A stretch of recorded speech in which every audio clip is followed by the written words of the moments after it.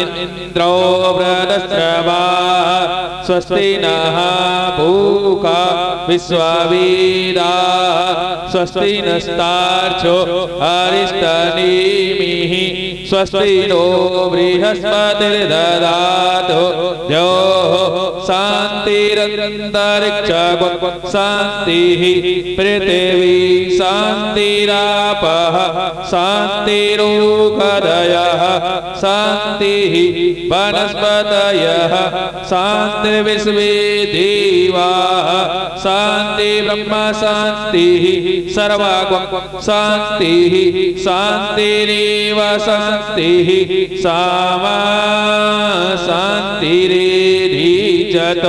यतः समीहसि ततो नो अवयं करसन्नः परप्रजाभ्यो वयन्नः पशुभ्यः गणानान्त्वा गणपतिं हवामहे प्रियाणान्त्वा।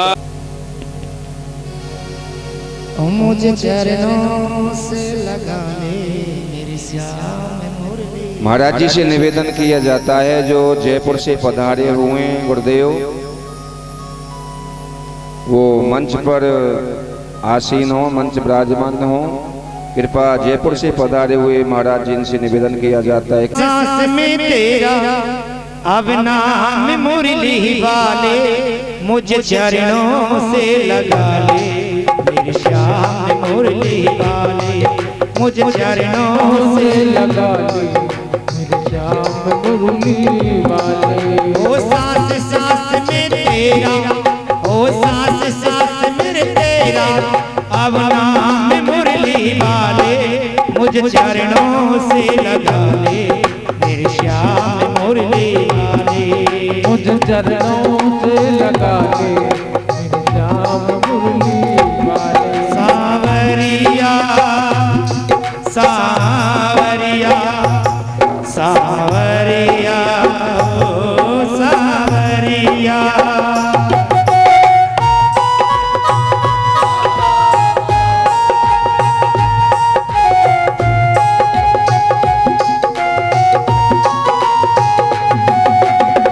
पतझड़ है मेरा जीवन बन के बहार आजा। पतझड़ है मेरा जीवन बन के बहार आजा। बस एक बार गाना बस एक बार गाना बस एक बार आजा। मनु एक बार गाना बस एक बार आजा। बस एक बार आजा। अब सुबह तुमी हो मेरी सुबह तुमी हो मेरी और श्याम मुरली वाले मुझे चरणों से लगा ले मेरी श्याम मुरली वाले मुझे चरणों से लगा ले मेरी श्याम मुरली वाले।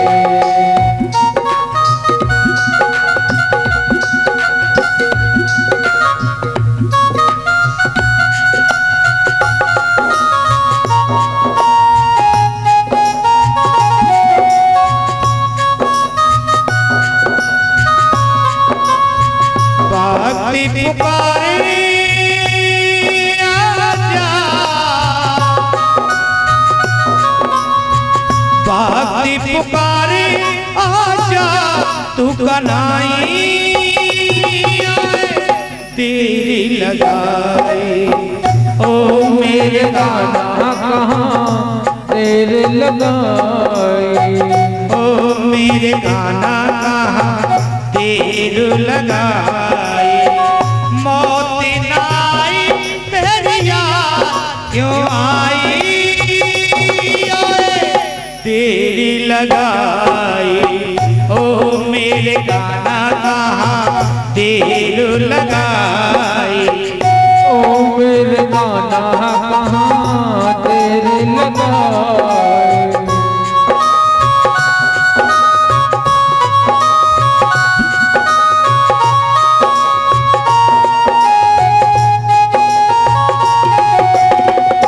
एक तो श्याम मेरे पास नहीं है। एक तो श्याम मेरे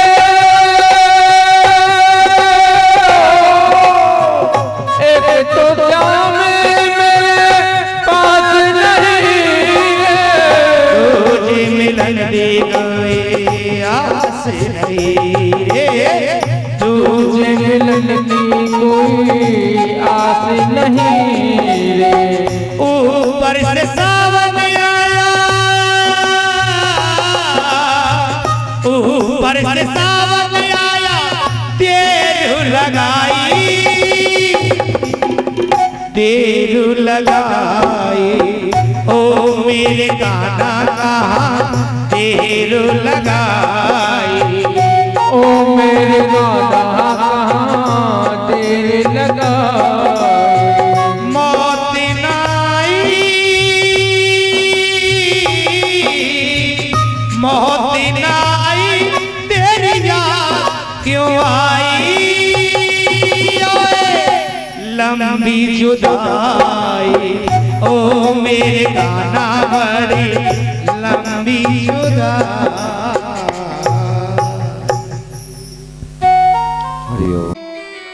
धन जीवन कृशानम ज्ञानिनाम अग्रगणम सकल गुण निधान वानराणाम देशम श्री रघुपति प्रिय भक्तम वात जातम नमामि। नमो स्तुते व्यास विशाल बोते फुल्लारे वृंदायत पाद्मनेत्रम येन त्वया भारत तैलपूर्णे प्रज्वालितो ज्ञानमया प्रदीपा बंसी विभूषिते करान नवनीरदाभा पीतांबराधरण बिंफलाधरोष्टा पूर्णेन्दु सुंदर मुखाधरवेन्द्र नेत्रा कृष्णात् परम किमपि तत्त्वहं न जाने। गजाननं भूतगणादिसेवितं कपेतजम्बोर्फलचारुभक्षणम् उमासुतं शोकविनाशकारकम् नमामि विघ्नेश्वरपादपङ्कजम्।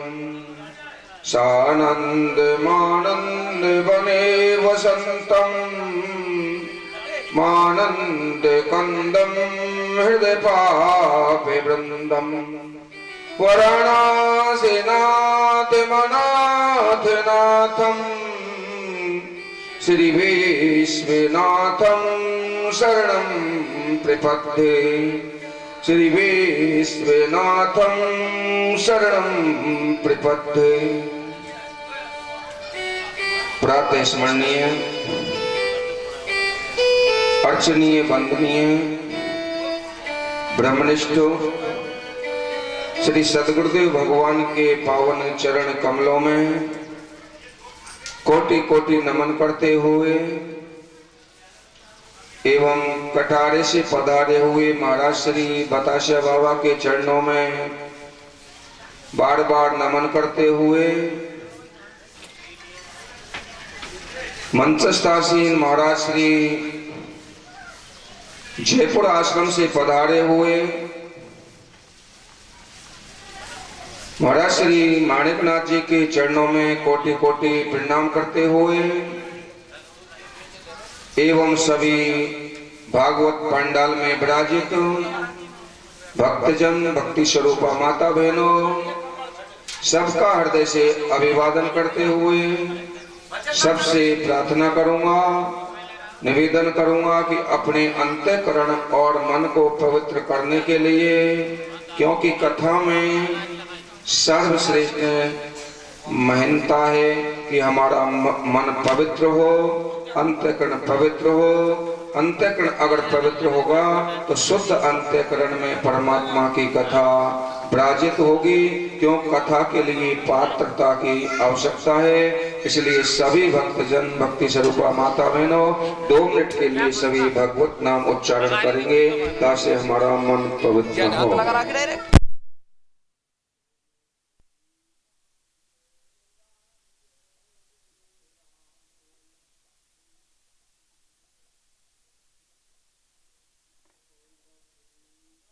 जय राम जय जय राम।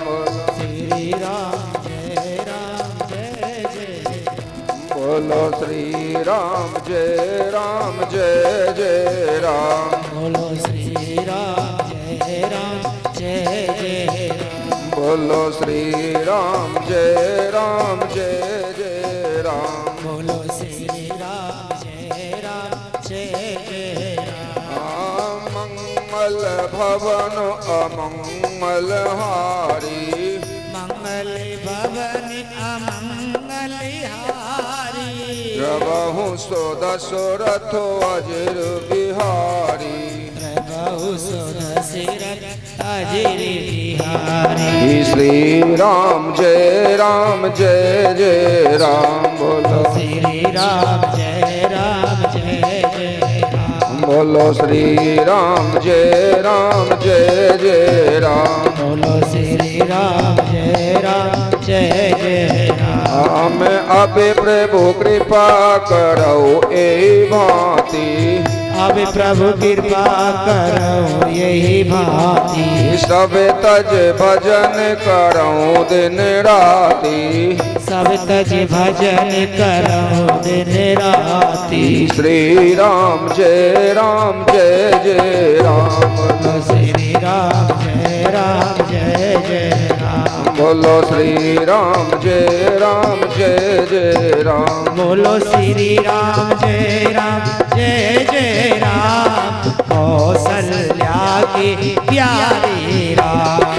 कौशल्या के प्यारे राम। श्री राम जय जय राम। और मुझे अपना बना लो मेरे राम। श्री राम जय जय राम। बोलो सच्चिदानंद। शेरनी का दूध लोहे और स्टील के पात्र में नहीं ठहरता।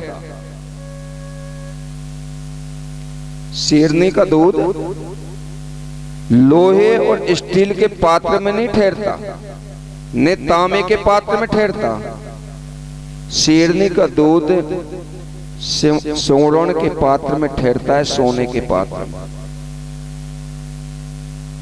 तो ये भागवत कथा भी जब आपका अंतःकरण एकदम पवित्र होगा,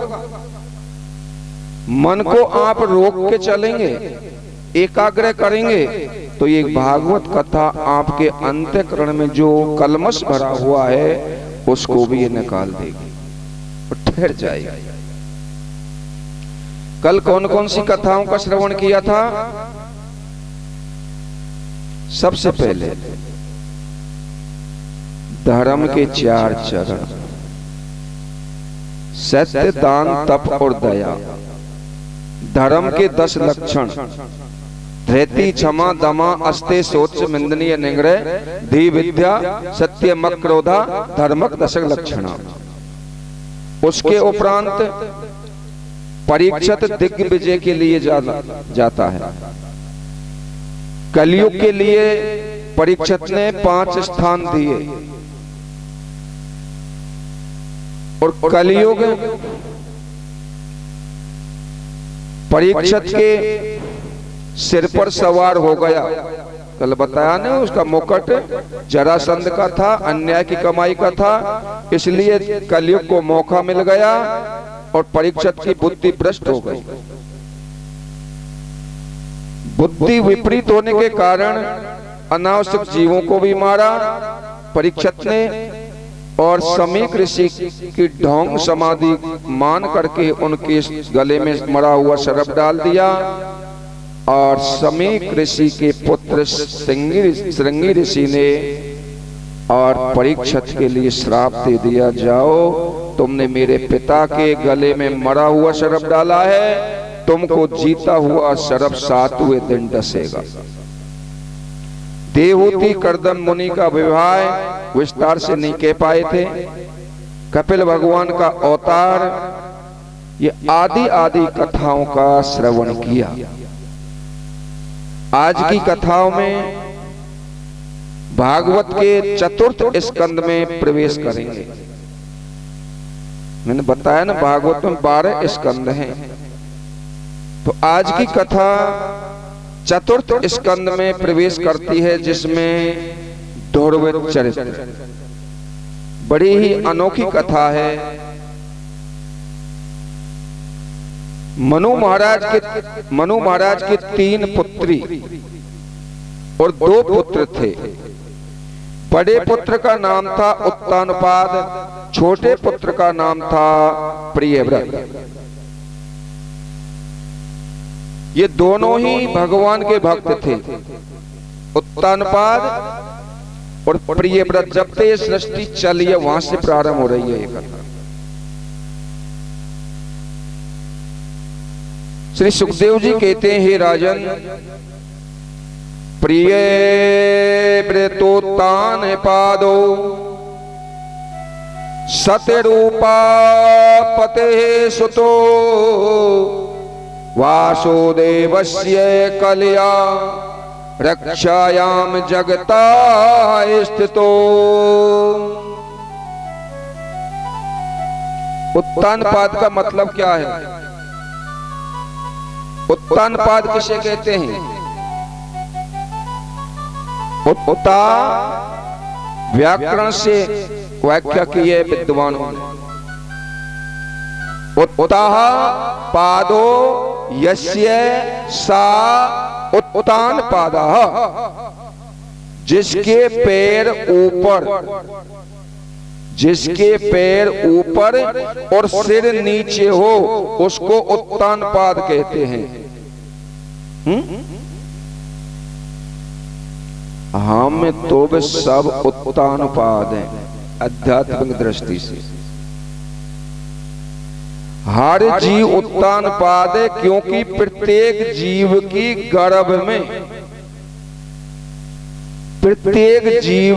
गर्भ में यही दशा होती है। सिर नीचे रहता है और पैर ऊपर रहते हैं, इसलिए हर जीव क्या है? उत्तानपाद। महाराज उत्तानपाद की 2 रानियां थी। उत्तानपाद की एक पत्नी थी? 2। आध्यात्मिक दृष्टि से हमारी और तुम्हारी सबकी 2 पत्नी हैं। अब जिनकी ब्याह नहीं हुए वो तो न्यू कहेंगे महाराज हमारा तो एक ना है। स्त्री हो या पुरुष हो, एक बात और बता दो, पंच महाभौतिक शरीर है तब तक स्त्री और पुरुष हैं। पंच महाभौतिक शरीर छूटने के बाद में ना कोई स्त्री है ना कोई पुरुष है। जब ये स्थूल शरीर छूट जाएगा तो 5 ज्ञानेंद्री, 5 कर्मेंद्री, 5 प्राण, मन और बुद्धि, इनमें स्त्री और पुरुष में कोई भी भिन्नता नहीं है। पंच महाभौतिक शरीर में रहने के कारण ये भाषित हो रहा है ये स्त्री है ये पुरुष है। चेतन शक्ति शरीर को छोड़ देती है तो स्त्री और पुरुष कोई भी नहीं है। तो ये समझे जो चेतन जो शक्ति है आपके अंदर जो सूक्ष्म शरीर है उसकी 2 स्त्रियां हैं, स्त्री हो या पुरुष हो सबकी। आगे बात समझ। अच्छा, एक पत्नी का उत्तानपाद की का क्या नाम था? सुनीति। और दूसरी पत्नी का नाम क्या था? सुरुचि। और वो ही अपनी पत्नियों के नाम है सुरुचि और सुनीति। अब देखो, बड़ी पत्नी है सुनीति, जो पहले शादी होके आई हुआ को नाम क्या है? सुनीति। एक तो यह शब्द तो मिलता जुलता सा है, आप ध्यान रखना शब्द का, सुनीति और सुरुचि का। सुनीति यानी अच्छी और सुरुचि माने गलत, ये समझो सीधी भाषा में। तो बड़ी पत्नी है सुनीति और छोटी पत्नी है सुरुचि। सुनीति का मतलब क्या है? सुनीति किसको कहते हैं? सुष्टो नीति यस्य सा सुनीति, अर्थात धर्म की नीति है जिसकी, जिसकी धर्म की नीति है, वेद मर्यादित आचरण करती है, वह है सुनीति। वो आपकी पत्नी है सुनीति, जो मर्यादा पे चलती है, मर्यादा पे चलते हैं के लिए जा रहे हैं या जा रही है तो कोई जरूरत नहीं पूछने की। तो वो क्या है, मन माने ढंग से चलने वाली का नाम है सुरुचि। तो ये दो पत्नी सबकी हैं। अब इनका परिणाम देखेंगे आप कि अगर हमारे पास में सुरुचि है के सुनीति है, अगर सुरुचि होगी तो पतन करेगी, और सुनीति आपके पास में रहेगी तो कल्याण करेगी। अर्थात सुनीति के कोई पुत्र नहीं हुआ, बड़ी के अच्छी थी ना सुनीति, वहां के कोई संतान नहीं हुई। तो उत्तानपाद ने दूसरा विवाह सुरुचि के साथ कर लिया। अब देखो, व्यक्ति कुछ दिन धर्म का पालन करता है, यानी सुनीति के साथ रहता है, अच्छी नीति अपनाता है, भजन करता है, पर फल नहीं मिले तो फिर सत्संग में जाते जाते फिर वो ताशों में लग जाता है, ताश के भजन में मन नहीं लगेगा। पहले तो भजन किया लेकिन वहां को फल नहीं दिखाई दिया तो वो ताशों में लग जाता है, वो भोगों में लग जाता है, वो भोगों को ही सत्य समझ लेता है और अनर्थ कार्यों में लग जाता है। सुरुचि ने ऐसा चक्र चलाया महाराज, जो छोटी आई थी ने दूसरी शादी होके, तो पति के प्रति वह ने ऐसा चक्र चलाया उत्तानपाद के प्रति। मैंने कहा ना उत्तानपाद सब हम बैठे जे हैं, उत्तानपाद के प्रति सुनीति को घर से निकलवा दिया। अच्छी जो पत्नी थी न सुनीति, वह को घर से निकलवा दिया, यानी हृदय से निकल गई आपकी अच्छी मति, यो समझ लो, घर से निकलवा दिया। लेकिन सुनीति ने राजा को नहीं छोड़ा, घर से तो उसको लिखवा दिया, लेकिन राजा को नहीं छोड़ा सुनीति ने। वे परम पति, ये बैठे ने ये तो पति हैं, लेकिन मूल में कौन है हमारा पति? परम पति तो परमात्मा है, ये तो कागज के फोटो हैं, फोटो। वो परम पति के साथ में वो पति का भी चिंतन करती रही। संयोग बस भगवान कृपा से सुनीति के भी गर्भ रह गया। बड़ी पत्नी से हुआ ध्रुव का जन्म और छोटी पत्नी से हुआ उत्तम का जन्म। उत्तम किसे कहते हैं? ओदो गमो तम यस्मात् सा उत्तमः। सुरुचि को इस बात का बड़ा दुख था, क्योंकि बड़ी के कैसे है वो, और बड़ी के जब लड़का है वो तो राज सिंहासन को अधिकारी है जाएगो। अब तो बड़ी गिलानी हुई हुआ को, मेरी सौत के पुत्र क्यों हो गया, वह गद्दी का मालिक बन जाएगा। इसलिए सुरुचि ने राजा से इस प्रकार की बातें की सुनीति और उसके होने वाले पुत्र ध्रुव के प्रति महाराज के मन में घृणा पैदा हो जाए। जब ध्रुव 5 वर्ष के हुए, एक दिन पिता के चरणों में प्रणाम करने गए, पिता की गोद में सुरुचि के पुत्र उत्तम को बैठा देखा। कौन बैठा था उत्तानपाद की गोद में? उत्तम,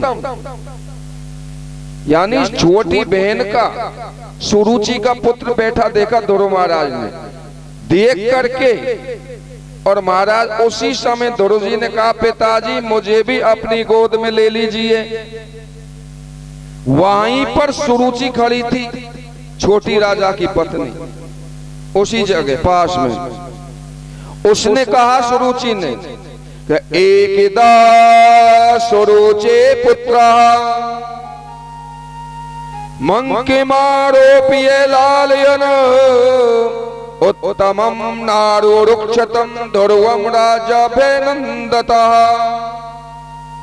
एकदा सुरुचे पुत्रः, एक दिन सुरुचि का पुत्र ध्रुव मंकमारोप्य लालयन यानी उसका लाला उत्तमम नारुरुक्षतम ध्रुवम राजाभिनन्दता राजा की गोद में बैठने के लिए गया।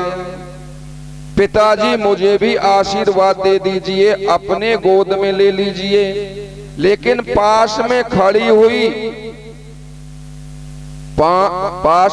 हुई कौन? सुरुचि। 5 वर्ष के बालक ध्रुव को उसकी सौतेली माता सुरुचि ने अपने वचन रूपी बाणों से ध्रुव को भेद डाला और कहा अरे बालक, तुम्हें पता नहीं है कि तुमने किसी दूसरी माता के गर्भ से जन्म लिया है, इसलिए तू भाग जा यहां से। तेरा राजा की गोद में बैठने का कोई अधिकार नहीं है, तू भाग्यहीन है। यदि राजा की गोद में बैठने की इच्छा है तो सुन। तपसा राध्य पुरुषम तस्यैवानुग्रहण में गर्भे तुम साध्यत्मानम् यदा चसी नृपाशनम।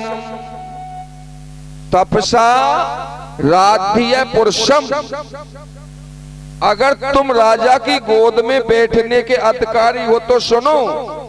तस्मै वानुग्रहण में, उस पहले तो वन में जाओ, तपस्या करो और भगवान से प्रार्थना करो कि हे भगवान मेरा जन्म सुरुचि की कोख से हो जाए। गर्भे त्वम साध्यत्मानम, साध्यत्मान साधना करना। यदि शशि नृपाशनम, फिर तुम राजा की गोद में बैठने के अधिकारी होगे।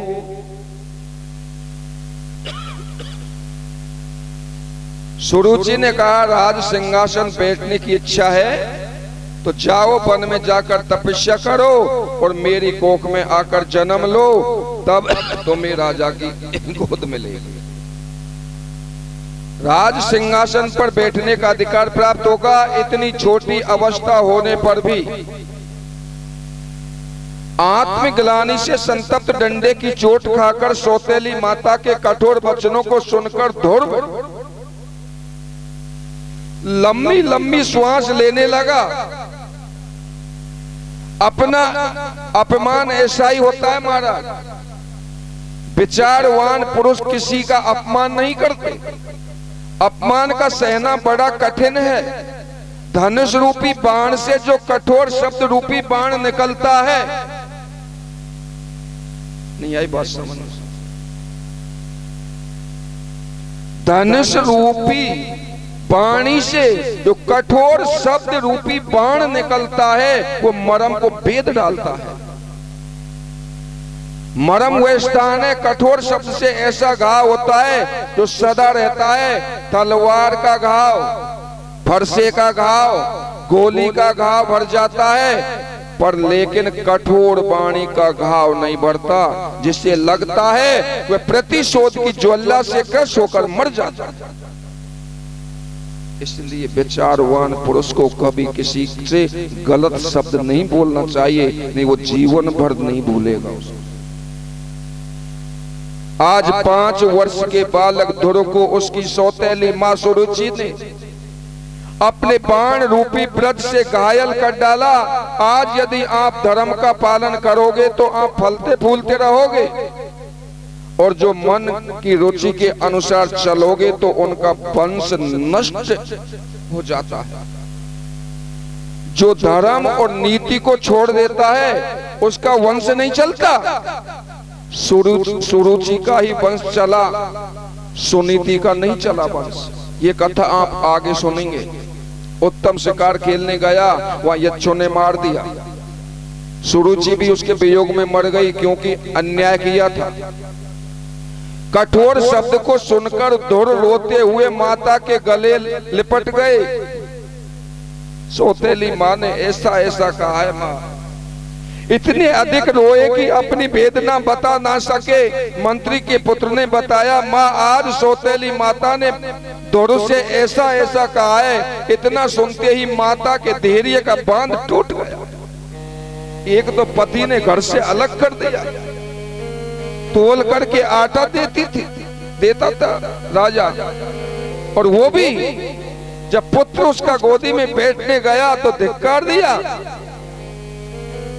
आज माता का धैर्य का बांध टूट गया। पुत्र को बिलखते देखकर माँ भी जोर से रो पड़ी। ये सोचकर बालक ने क्या बिगाड़ा है, इसे क्यों सताया है। माता सुनीति ने कहा, बेटा किसी का अमंगल नहीं सोचना, किसी का अमंगल नहीं करना। हमने जो किया है उसका फल हम भोग रहे हैं। क्यों? सुखस्य दुखस्य न कोपी दाता परो ददाति कुमुद्दि रेशा। सुखस्य दुखस्य न कोपी दाता परो ददाति कुमुद्दि रेशा। जैसा हमारे भाग में सुख दुख जो आ रहा है वो हमारे कर्म का फल है। बेटा जो आया है वो हमारे कर्म से आया है। पिता जो मिला है वो हमारे कर्म से मिला है। भाई बंधु मिले हैं वो कर्म से मिले हैं। परिवार मिला है वो हमारे कर्म से मिला है। पत्नी मिली है वो हमारे कर्म से मिली है। बहू जो हमारे घर में आई है वो भी हमारे ही कर्म से मिली है। अब बहू सासुन की महाराज इस समय बाढ़ आ रही है, लड़ाई की। अरे मैया विचार करो, ये हिंडोन की मऊ की चप्पल थोड़ी जो छोटी बड्डी आएगी इन फेरिया में। ये भाव जो आएगी हमारे कर्म ते सो आएगी। अब तो इसलिए अपने ही विवेक से काम लो, अपने घर में शांति बनाए रखो। दौड़ ने पूछा, माँ क्या आप महाराज की पत्नी नहीं हो? और अगर हो तो आप उनके बगल में क्यों नहीं बैठती हो? तो क्या मैं उनका पुत्र नहीं हूं? माँ ने कहा, नहीं बेटा उन्हीं के पुत्र हो। दौड़ ने कहा, माँ महाराज मुझे गोदी में क्यों नहीं बैठाते? उत्तम को ही गोदी में बैठाते हैं। माँ मुझे पिता की गोद चाहिए। माँ हो तो सुनीति जैसी, और माँ हो तो गोपी चंद की माँ मैना जैसी, जिन्होंने अपने पुत्र के लिए पैड़ा करा दिया। गोपी चंद एक दिन स्नान कर रहे थे। कई रानियां दासियां गोपी चंद के लिए स्नान करा रही।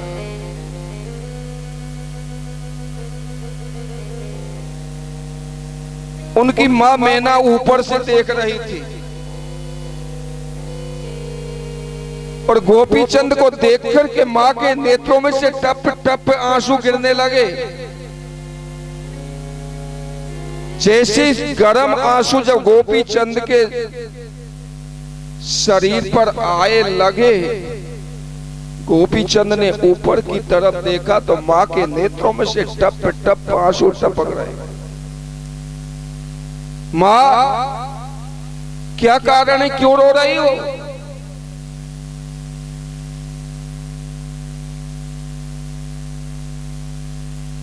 मां मैना ने कहा, बेटा तुम्हारे शरीर से भी हजारों गुना शरीर तुम्हारे पिता का सुंदर था, लेकिन वो शरीर काल ने एक मुट्ठी राख बना दिया। मैं देख रही हूं तुम कितने सुंदर हो, राज्य है, पाट है, दासियां हैं, रानियां, बहुत सब कुछ है, लेकिन हे गोपी चंद, अगर तूने भगवत प्राप्ति नहीं करी तो मेरी कोख कलंकित हो गई। इसलिए जाओ गोपीचंद, अगर मेरी कोख को उज्जवल तुम करना चाहते हो तो मेरे आदेश का पालन करो। गोपीचंद, एक पुत्र था और उसको भी मां ने कैसा उपदेश कर रही है कि बेटा मेरी कोख को पवित्र करना चाहते हो तो मेरी आज्ञा का पालन करो। ले मेरी ये शिक्षाएं 3 दाने चावल के दे दिए गोपीचंद के लिए।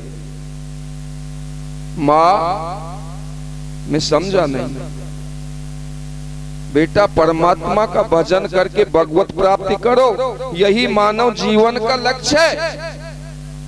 अगर इन भोगों में जिंदगी बता दी, माँ जब बच्चे को सुलाती है ना तो तुम संकेत देती है, आपको पता नहीं होगा, बच्चा को यूं दबेड़ते हैं ना, सो जाता है, क्या संकेत है ये? माँ कहना क्या चाहती है यहाँ? माँ कहना चाहती है बेटा मेरी कोख से तूने जन्म लिया है, अब तू परमात्मा का भजन कर, किसी दूसरी माँ की कोख में मत जाना, आपके बाद में तू सीधा भगवान के धाम के लिए जाना, भजन कर।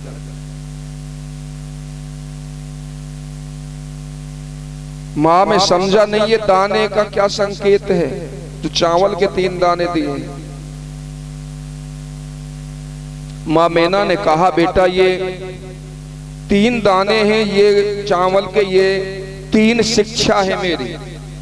कौन कौन सी? पहले दाने की शिक्षा है बेटा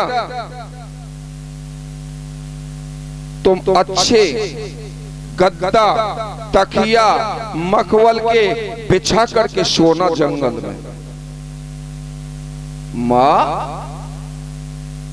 तपस्या के लिए भेज रही है भयानक जंगल में, और राजसी ठाटों पर सोना। माँ जंगल में ये वस्तु कहां मिलेंगी? बोलो बेटा मिलेंगी। कैसे मिलेंगी? कि बेटा भजन करते करते शरीर को थका लेना। जब भजन करते करते जब शरीर थक जाए तो बेटा मिट्टी के ढीलों पर आसन लगा लेना, और वो मतलब राज सिंहासन के तकिया और गद्दा बन जाएंगे मिट्टी के ढील, जब शरीर को तुम थकाओगे तब। अब महाराज कूलर में पंखान में नींद नहीं आ रही, क्योंकि 24 घंटा पड़े रहे, शरीर थकाओ ही नहीं, क्यों ना तो बैठे ना भजन कर। आज महाराज जी ने देख लो, अगर ये शरीर को नहीं थकाते तो एक आसन से 11 से 4-5 बजे तक कथा चल रही है, महाराज जी एक आसन से बैठ करके जाते हैं। आप 1 घंटा एक आसन से नहीं बैठते, कब यूं कब यूं कब यूं, क्यों? भजन करते नहीं। अगर भजन करोगे तो आसन अपने आप सिद्ध हो जाएगा। ये भजन का पहला लक्षण है कि ये भजन करता है कि नहीं करता है। जिसका आसन सिद्ध हो गया वो निश्चित समझो वो भजन करता है। तुम शरीर को थकाओगे तो मिट्टी के ढेलों पर नींद आ जाएगी। दूसरे दाने की शिक्षा है बेटा अच्छे मेवा मिष्टान खाना, फल खाना। माँ जंगल में भेज रही है, मेवा मिष्टान कहां मिलेंगे? बोलो बेटा भजन करते करते और अपने मन पर अपना अधिकार करना, और जब अत्यंत भूख लगे हुए, अत्यंत भूख लगे हुए, बहुत भूख लगे, बहुत भूख लगे, तो सूखी रोटी भी इमरती बर्फी हो जाती। आपने देखा होगा पीपड़ खेड़े जब आंदोलन होयो ने, रोटी बंद हुई तो महाराज हमें था सूखी रोटी, पहले तो रोटी आवई तो पटिकते ही गुजर बाबा ने नहीं भाई, और जब रोटी बंद देगी कारण बस तो महाराज सूखी रोटी न उठा हमने थैली में पानी भेजे और वहां भेजे वो रोटी खाई।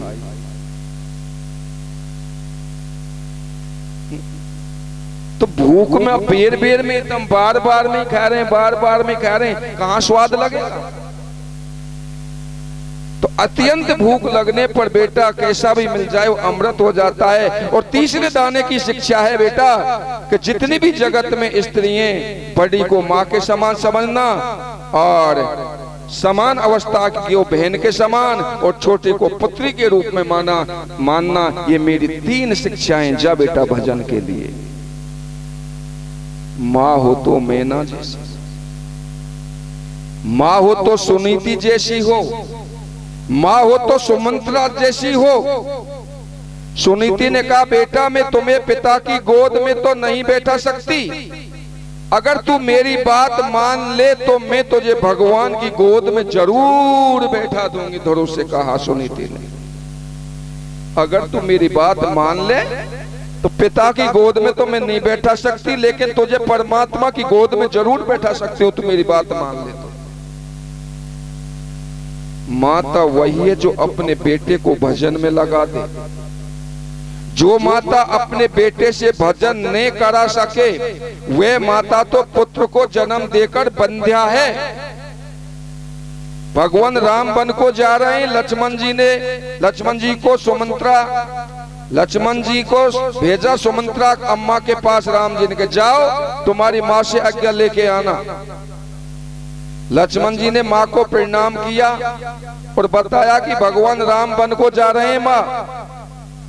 सुमंत्रा अम्मा ने कहा बेटा तुम्हारा यहाँ का काम है कि जो पेशिए राम बनो जाए, अवधि तुम्हारे काज कछु नाई। अगर तुम्हारा राम बन के लिए जा रहा है तो अयोध्या में क्या काम है बेटा? मैंने तो तुम्हें राम की सेवा के लिए पैदा किया है। राम वनवासी हो रहे हो तो आप भी साथ चले जाओ। लक्ष्मण ने कहा माँ साथ जाने के लिए आपसे आज्ञा लेने आया हूँ। माँ बोली मुझसे आज्ञा लेने की क्या जरूरत है? तात तुम्हारी माँ तो बेदेही, पिता राम सब भांत सनेही। हम और दशरथ, कौन कह रही है? सुमंत्रा। माता हो तो सुमंत्रा जैसे कि हम और दशरथ लक्ष्मण से, हम और दशरथ तो एक जन्म के माता पिता हैं। सीता राम तो जन्म जन्मांतर के माता पिता हैं। राम को तुम दशरथ समझ लेना और सीता को सुमंत्रा समझ लेना। और बेटा काम क्रोध लोभ छोड़कर सेवा करना, सपने में भी इनके बस मत होना। आज मेरी कोख धन्य है, ऐसे पुत्र को पैदा किया तो राम की सेवा में जा रहा। जिसका पुत्र भगवान का भक्त हुआ वह माता धन्य है। शास्त्र कहता है कुल पवित्रम जननी कृतार्थ वसुंधरा पुण्यवती चतेना अपार सचित सुख सागरेस्मिन लीनम परे ब्रह्मणि यस्य चेता। कुल पवित्रम, अगर कोई राम का भक्त हो जाए, ऐसा नहीं है कि बाबा जी हुए थे कुल पवित्र हुए, ऐसा शास्त्रों का मत भी नहीं। चाहे घर ही रहे लेकिन भगवान का भजन करे, साधना करे। कुल पवित्रम जननी कृतार्थम, उसकी माँ की कोख धन्य हो जाती है। और वसुंधरा पुण्यवती चतेना, वसुंधरा माने पृथ्वी।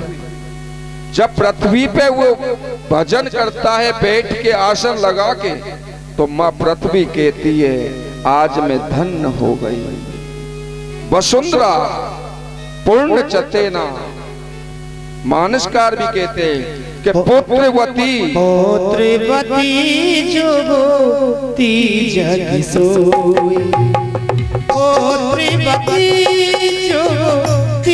जग सोई रघुपति भगत जास सुत होई।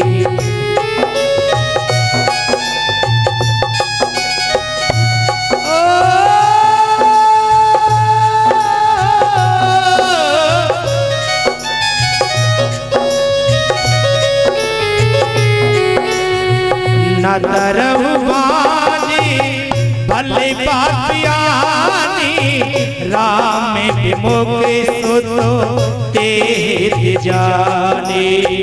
राम विमुख सुतो तेज जाने।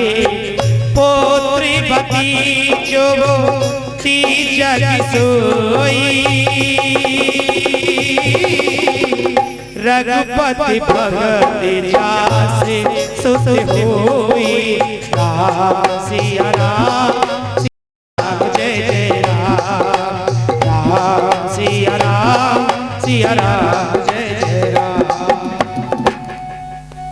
पुत्रवती जुगती जग सोई रघुपति भगत जासु सुत। कौन कह रहे हैं?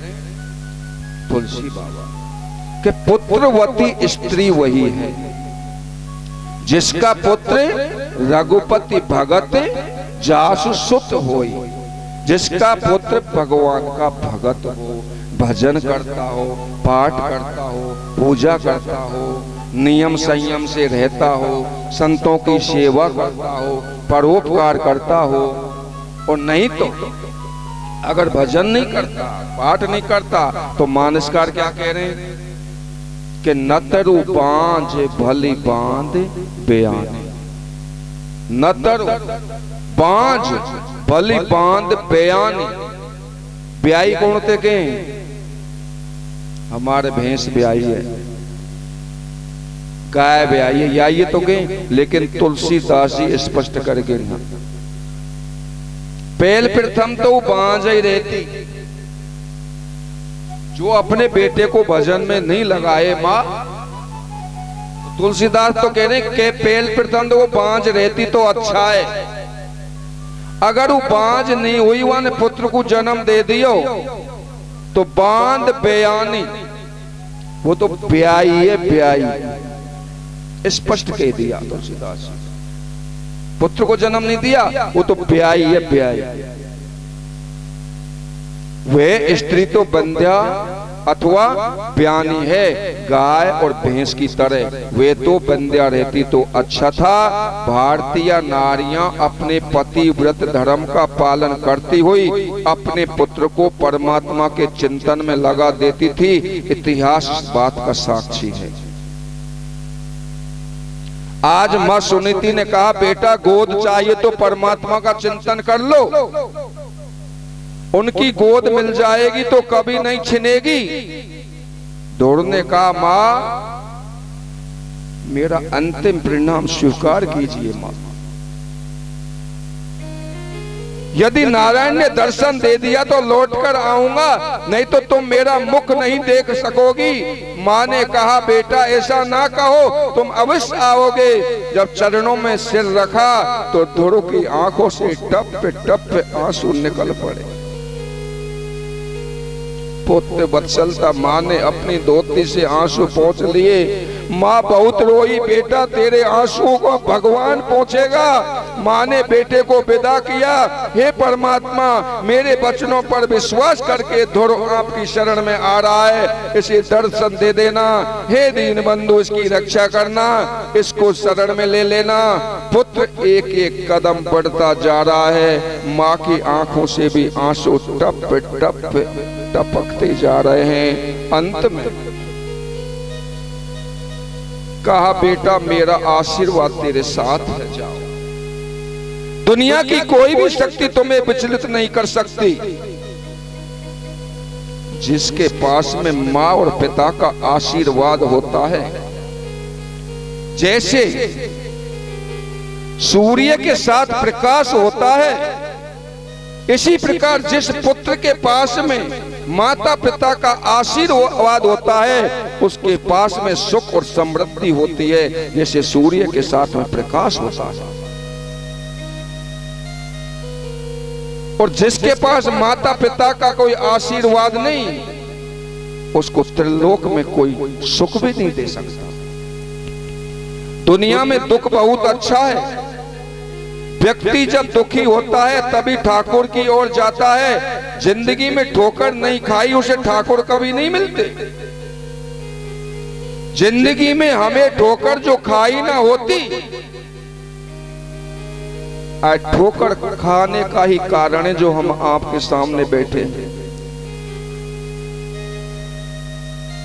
जिंदगी में हमें ठोकर जो खाई ना होती तो मोहन तेरी याद कभी ना आई ना होती। जिंदगी में जिंदगी का राज होना चाहिए। जिंदगी में जिंदगी का राज होना चाहिए। जिंदगी में जिंदगी को मुस्कुराना चाहिए। और जिंदगी में जिंदगी की यदि शर्त पूरी ना हुई तो जिंदगी को जिंदगी से रूठ जाना चाहिए। ऐसी जिंदगी से फायदा ही क्या? जो शर्त है वो पूर्ति नहीं हुई तो शास्त्र कहता है कि जिंदगी को जिंदगी से रूठ जाना चाहिए। ध्रुव जी जा रहे हैं रास्ते में, उन्हें नारद जी मिले। नारद जी का मतलब मैंने बता ही दिया पहले। उन्होंने ध्रुव की परीक्षा ली पहले तो नारद जी ने। नारद जी ने कहा तुम कहां जा रहे हो बेटा? बोले भगवान के दर्शन करने। नारद जी ने कहा बेटा अभी तुम बालक हो, लौट जाओ, बहुत हिंसक जानवर हैं जंगल में, तुम्हें खा जाएंगे। ध्रुव ने कहा महाराज मां का आशीर्वाद मेरे साथ है। क्या कहा? देवतान की नहीं कही हुआ ने मेरे उसंगे ना, मेरी मां का आशीर्वाद मेरे साथ है, मुझे कोई छू नहीं सकता। नारद जी ने कहा बेटा जवानी में भजन कर लेना। ध्रुव जी बोले जवानी मिलेगी बुढ़ापा मिलेगा इसकी क्या गारंटी है? और ई तो संशय हमने खा रही है। बोलो बुढ़ापे में देखेंगे, बुढ़ापे में। अरे बाबा बुढ़ापे में तो एक एक अंग धोखे का भजन हो नहीं सकता। बुढ़ापे में तो यह कह सकते कि बुढ़ापे में रोएंगे रोएंगे रोएंगे। बुढ़ापे यह जरूर कह सकते हो, यह नहीं कह सकते बुढ़ापे में भजन कर लेंगे। बुढ़ापा आएगा जवानी मिलेगी यह क्या गारंटी है? ध्रुव ने कहा नारद जी से। फिर मैं संकल्प लेकर निकला हूं, मैं संकल्प लेकर निकला हूं। ध्रुव शब्द का अर्थ क्या है? देहम पात यामी कार्यम व साध यामी। या तो दर्शन करके रहूंगा नहीं तो शरीर छोड़ दूंगा। नारद भी समझ गए वे बालक होनहार है, क्षत्रिय बालक दृढ़ प्रतिज्ञ होते हैं। बेटा माता ने जो मार्ग बताया है वही कल्याणकारी है, जाओ लेकिन दीक्षा ले लो मुझसे। बिना गुरु के मंत्र लिए जपना नहीं चाहिए, मनमाने ढंग से भजन नहीं करना चाहिए। किताब का लिखा मंत्र कामयाब नहीं होता, गुरु से प्राप्त मंत्र चेतन होता है। वहीं बैठकर नारद जी ने 12 अक्षर मंत्र का उपदेश दे दिया। 12 अक्षर कौन सा है? ओम नमो भगवते वासुदेवाय। इस मंत्र का जाप करना बेटा, जाप। और कहा इस मंत्र को श्रद्धा और विश्वास के साथ जपा जाए तो 7 दिन में ही देवताओं के दर्शन होने लगते हैं। पुमान पश्चत्ती खींच रहा। नारद जी उपदेश देकर चले गए। ध्रुव जी यमुना किनारे पहुंचे और उसने रात्रि व्रत किया। प्रातः काल यमुना जी में स्नान किया। बालू में ही भगवान कृष्ण की मूर्ति बनाकर यमुना जल से जल लेकर पुष्प फल लेकर पूजा की, भोग लगाया उस मूर्ति का, खुद नहीं बनाई थी। और फलाहार करके भजन करने के लिए एक पैर से खड़े हो गए ध्रुव महाराज। आज ध्यान से सुनना, आज फल खा लिया, 3 दिन तक यूं ही खड़े रहे। पहले दिन फल खा लिया और 3 दिन तक यूं ही खड़े रहे। नाम जप चल रहा है, प्रभु में पढ़ा लिखा नहीं हूँ, स्तुति पूजा जानता नहीं हूँ। जैसे बालक की तोतली भाषा पर माता पिता प्रसन्न हो जाते हैं। जो बालक के तो तरी बाता, सोना ही मोदित मन पितु अरु माता। जब बालक तोतल बोले, जब माता पिता उनको कैसे लगे? बहुत अच्छो लगे ना। हमर तो बल्ले सबन के होए।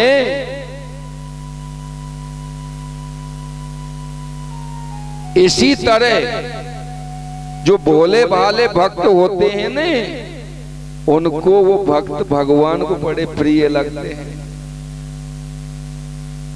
इसी तरह प्रभु मेरी प्रार्थना पर आप प्रसन्न हो जाओ। मैं ठुकराया हुआ हूँ, दुखों का सताया हुआ हूँ, मैं आपकी शरण में आया हूँ। प्रभु मुझे माँ ने आपकी शरण में भेजा है। बहुत रोए धोड़ो। 3 दिन के बाद एक पैर से खड़े होकर भजन करते हैं। दूसरे महीने में 6 दिन के बाद सूखे पत्ते खा लेते हैं और जल पीकर तपस्या में लग जाते हैं। तीसरे महीने में 9 दिन के बाद एक दिन यमुना जल पी लेते हैं और खड़े रहते हैं। चौथे महीने में 12 दिन के बाद एक दिन केवल श्वास ले लेते हैं और 5वें महीने में प्राण वायु को ब्रह्मांड में चढ़ा लिया। श्वास लेना भी बंद कर दिया 5वें महीने। 6ठे महीने में तप का तेज ऐसा प्रकाशित हुआ, सारा ब्रह्मांड कांपने लगा। देवता मिलकर भगवान की शरण में गए, प्रार्थना की, प्रभु ये क्या हो रहा है? तीनों लोकों में हाहाकार मच गया। ऐसा कौन तप रहा है? प्रभु रक्षा करो। भगवान ने कहा, देवताओं तुम भयभीत मत हो। मेरा एक छोटा सा भक्त 5.5 साल का यमुना के किनारे तप कर रहा है। मैं अपने भक्त का दर्शन करने जा रहा हूं। बोलो वृंदावन बिहारी लाल की। क्या कह रहे हैं भगवान? नहीं आई समझ में बात? भगवान कह रहे हैं देवताओं से कि मेरा एक 5.5 वर्ष का बालक तप कर रहा है यमुना के किनारे, मैं उनके दर्शन करने के लिए जा रहा हूं। भगवान के दर्शन के लिए तो संसार तड़पता है, लेकिन बालापन से हरि भजे, जग से रहे उदास, तीरथ हूं आशा करे कब आवे हरिदास। आज ध्रुव महाराज के दर्शन के लिए परमात्मा आ रहे वैकुंठ लोग, और जबकि भक्त भगवान की दर्शन की लालसा करते हैं। जैसे पुत्र वत्सलता माँ अपने बेटे को देखकर